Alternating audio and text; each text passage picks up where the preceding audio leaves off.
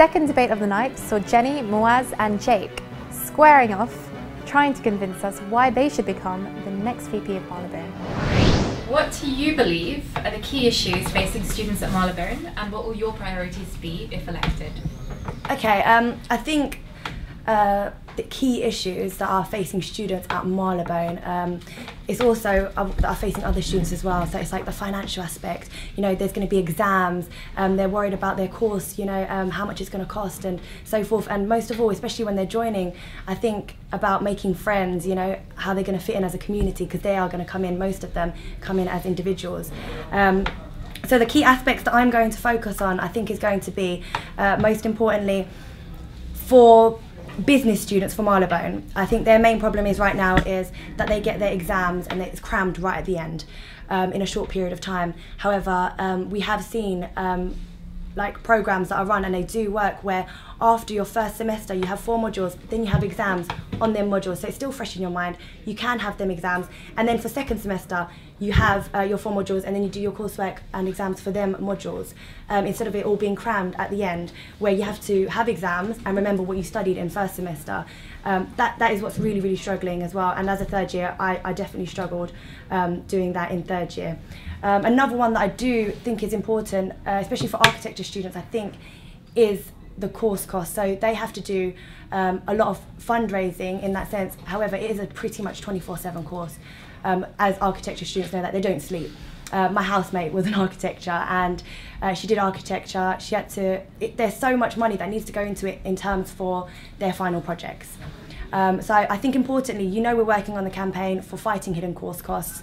I think if that was given the entire course breakdown beginning when they enter the course, they will know to save up money. But not only that, students, they don't know. We want to make it more accessible for them to get access to learning funds. They should know about that as well, and also help with fundraising. We do have a raising and giving society now, so that is available to them. Lecturers will be able to tell them that there is a society. When they do need to do fundraising, they can actually come to us, the Students' Union, you know, and we have helped many societies in this. However, not all students know, especially in architecture, that this is available to them. But not only architecture, for fashion students, for media and arts and designs, across all campuses that need to do fundraising. So I think they are one of the main aspects as well. And they obviously worry about a lot of things, so they've got other things to worry about as well as housing. And in terms of, I said, like making friends, friendship, I know it sounds like a trivial thing, however, everyone remembers what it's like to be a first year.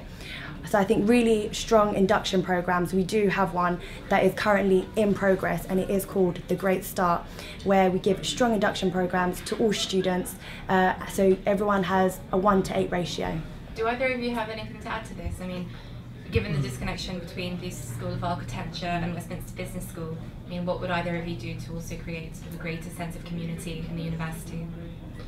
Is that for Either of you can take this question. Take it ahead. I think to create a greater sense of community within the university, if there was more social space, for instance, if they brought back intermission, or if they opened up somewhere, just anywhere that students can actually relax. It's a very hectic uni where people are running around, they're in for their lessons, they're straight out. No one can relax and socialise, and when international students are coming into the university, they have to meet people. The only way they can do that is through their classes, which is distracting the classes. It's easy to socialise over a drink or in a student environment where you feel calm, you feel more at home, and it's easier to obviously integrate yourself into the university society. The fact that the biggest social spot in the Marylebone campus is the computer rooms and the first floor library says a lot, you know. So while you'll be there having your food or having some fun, people tend to be quiet because it's a quiet study, etc. And the fact that there's not even a common room is a big influence to this. So this would be one of your priorities? If Of course. And what would your other priorities be? In terms of the education, basically before I started even campaigning, I went around and I just asked students what exactly is their concern of the Marylebone campus, okay? And the main majority of concerns was to do with the students' communication with their seminar teacher, their module leader, their personal tutor. In fact, a lot of students didn't even know who their personal tutor was. So the idea behind this is that, how do you rectify this? How is it that someone could come into a university and could send an email and meet his tutor 1 hour later or the next day? Should I ask the question again? Yeah. So what are sort of one of your key priorities for if you're elected? Well, seeing as Marylebone campus is for architecture students and business students, the issues that have already been brought up today is the fact that they don't there is partial subsidising for projects, and as we can see with intermission being, obviously now it's a cafeteria, if they had actually used the students, which is possible, if they didn't actually pay, I've heard that the Ministry of Sound did it for $1 million, and if they got the architecture students and business students that possess the skills to do it, they could have actually been more cost effective and used that money in a different area on other issues. So if the university is more cost effective, it can save money in the right places to give back to the students. Okay, I'd try and rectify that. there are quite a substantial number actually, of part-time, international and postgraduate students in Marylebone. How would you ensure that you engaged all of these different groups? But through events. If events and promotions were improved, like the events are available to all campuses, to students from all campuses, but not many campuses know about these posters. It's all well and good putting posters up, but there needs to be a lot better communication. The events need to be, if people aren't going to the events, they need to stop repeating the events and start bringing in new ones that appeal to people more, and if they're promoted better, then they'll end up going to the events, and then it's better community. Okay, well, I do completely agree with you. The fact that you said architecture and business, they are very separate. I think architecture within themselves as well. Coming back to that point, I just want to clear that point before I go on to postgrads. It's the fact that I think the reason why the schools are so separate, however, with the new constitution, they will be working on a local level. So you have course reps. Not only we already do have course reps, so per course for each school. However, it will be good to create a bit of friendly banter between the two schools, so you can have competitions between them, some social activities, like a five-a-side tournament between them, some quizzes, trips. That's how Westminster Business and Westminster Architect will bond together. So it's more of a community and less separate as well, so they can do more activities together. For international and postgrads, actually, it's funny that you asked that. We're actually in progress of doing that.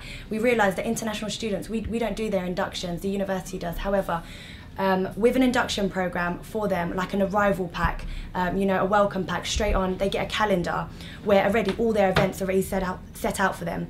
Because so far, our students here to get that, but not international students, not from us, it's on behalf of the university. We give them that. And we set out their calendar, so they have their regular weeks. They go on trips to get to see London, what they really came for as well. And they get induction programs. They can do their cultural events as well, so they get to learn about each other's cultures. And for postgrads, I think we actually found out from a lot of feedback and study that postgrads not only come in September, but they also arrive in January. So they get their induction in September, but the January ones are kind of left in the middle of semester, where everyone's already started, they've been inducted and so forth. This is where we'll give 2 inductions. So one in January for postgrads and one in September and one again in January, to keep them involved. Also, so they will have peers amongst them as well. And what do you think of what Jenny said? Do you agree with this kind of community engagement? Yeah, the fact that the university itself hasn't held, the fact that the student union hasn't held an event big enough for, let's say one event or a few events, conferences or course-related conferences or events or trips, then that's something to look at, because I can see certain societies are actually doing more work in terms of events, and what the idea of events is that it's supposed to bring people together, forgetting about what you believe in or what you're studying. There should be that sense of community, of course, and I agree with what Jake said, with the sense of community. In terms of the induction, the university already holds a January induction. It's called refreshers. Yeah, but then they don't continue with it. As in, after that induction, what my point is, they don't have that consistent program, which is why the calendar needs to be produced for them. Okay. and also forgetting that postgraduates actually stay after the undergrads. They actually stay until September throughout the summer as well, while everyone's gone on their holidays. These people are left to study, and there's not much support going towards them at the moment. Is this included in your manifesto? Yes, of course, and which is to bring to produce more socializing events and more student activities, i.e. Course-related trips, or even if it's society-related trips, then that's definitely something we should start doing. What do you think? Yeah, I'll start with you, Muaz. It says a new spending budget for every student to buy course-related books with. So where would the budget come from, considering the cuts, that are being enforced? Okay. Basically, I think it was, I don't know exactly how many years ago was it, but through the students that I was talking to, they said that there was, and I've done my own independent research, and they said that there used to be a budget that every student would have, a yearly budget of X amount of money, which they could buy books with.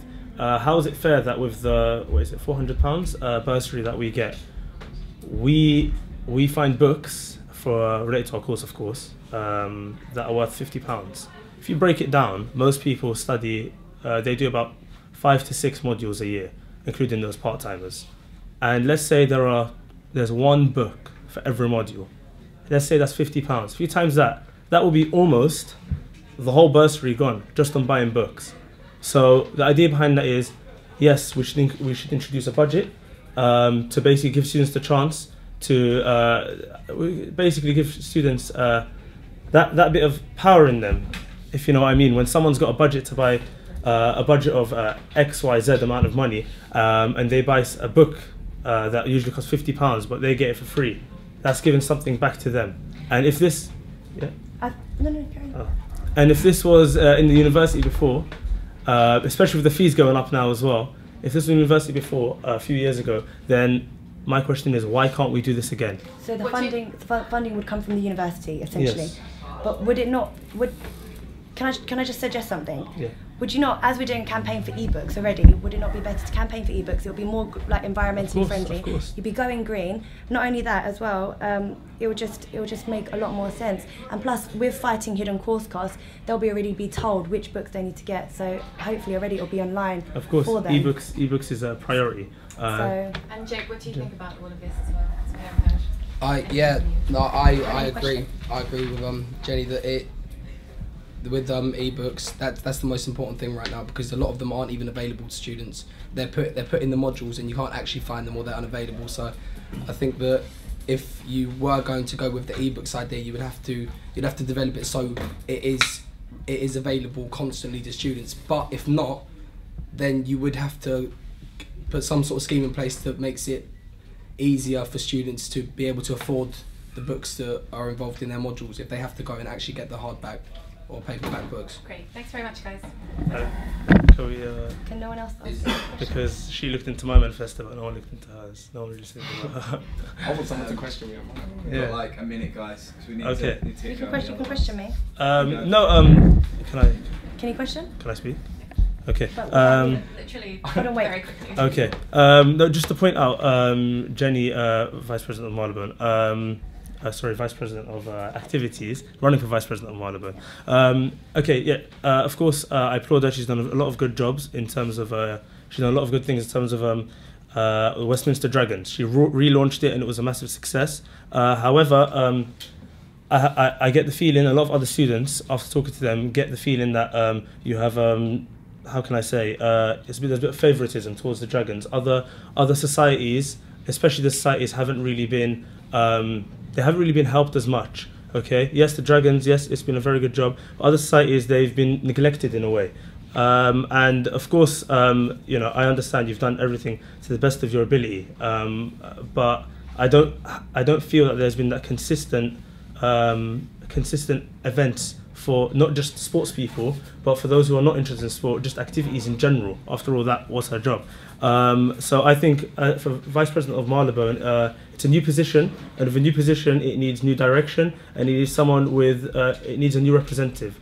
And I think if you check out my manifesto, with all of the experience I have, and all of the objectives that I say I will do, I think I'm the person for that. Am I going to answer, sir? Yeah?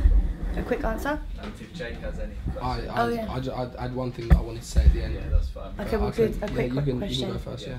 Yeah, in terms of the Dragons, yeah, I do personally feel I treat the Dragons and both societies, there was a rebranding of both of them, and there is no favouritism. For example, when we do have events, we do give priority tickets to Dragons as well as societies. They both get the same email. We do have a UWSU ball coming up, which is to applaud and to thank societies alongside the Dragons. They do events. We just ran an Amsterdam trip, which successful, 300 students. We do have ongoing events which are every fortnight as well as every month, so they run on technically a fortnightly basis as well.